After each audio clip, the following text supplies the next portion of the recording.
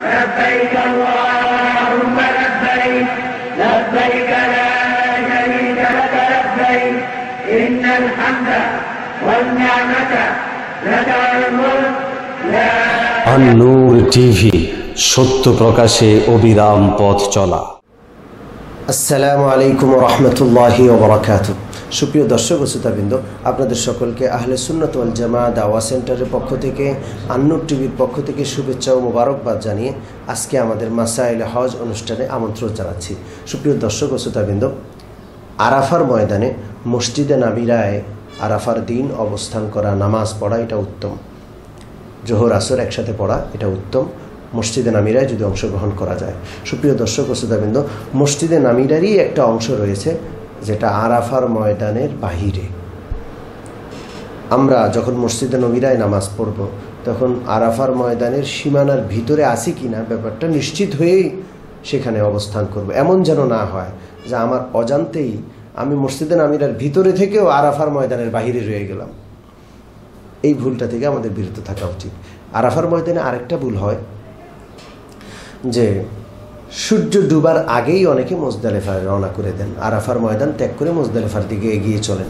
সুপ্রিয় দর্শক ও শ্রোতাবৃন্দ, সূর্য ডুবা পর্যন্ত আরাফায় অপেক্ষা করা ওয়াজিব। কোনো বান্দা যদি সূর্য ডুবার আগে আরাফার ময়দান ত্যাগ করে মুজদালিফাকে রওনা করে, তাহলে তাকে আবার সূর্য ডুবার আগে আরাফার ময়দানে ফিরে আসতেই হবে, এটা ওয়াজিব। যদি কোনো বান্দা ফিরে না এসে চলেই যায় আরাফার ময়দান ত্যাগ করে, যেমনটা দেখা যায় মসজিদে নামিরায় জামাত শেষ হওয়ার পর হাজার হাজার মানুষ রওনা করে দেন। সুপ্রিয় দর্শক ও শ্রোতাবৃন্দ, এমনটা যদি কেউ করে ফেলেন, সূর্য অস্ত যাওয়ার আগে আরাফার ময়দান ত্যাগ করে তিনি চলে যান, তাহলে পরবর্তীতে তাকে দম আদায় করতে হবে।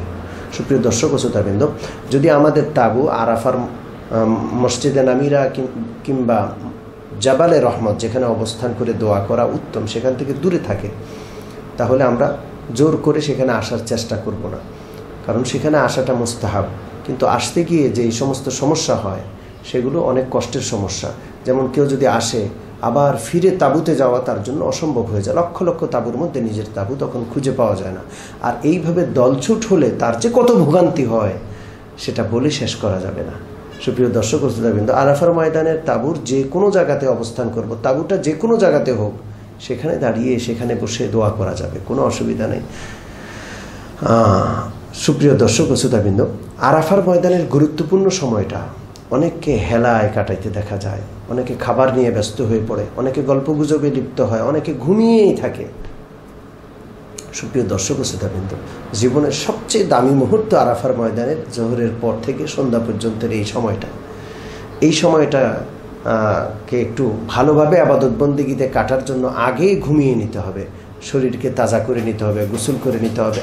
যখন সূর্য ঢলে যাবে এরপর থেকে দাঁড়িয়ে বসে শুধু দোয়ায় আর জিকির আর মুনাজাতে লিপ্ত থাকতে হবে। ইবাদতের মধ্যে আরাফার ময়দানের সময়টা কাটাতে হবে। আল্লাহ রাব্বুল আলামিন আমাদের সকলকে আরাফার ময়দান সংক্রান্ত যে ছোট্ট আলোচনা হলো আর ভুলগুলো সতর্ক করা হলো, এই ভুলগুলো থেকে বিরত থাকার আর ইবাদত বন্দেগীর মধ্যে আরাফার ময়দানের গুরুত্বপূর্ণ সময়টা কাটানোর তৌফিক দান করেন। আমিন। ওয়া আখিরু দাওয়ানা আলহামদুলিল্লাহি রাব্বিল আলামিন। আসসালামু আলাইকুম ওয়া রাহমাতুল্লাহি ওয়া বারাকাতুহু।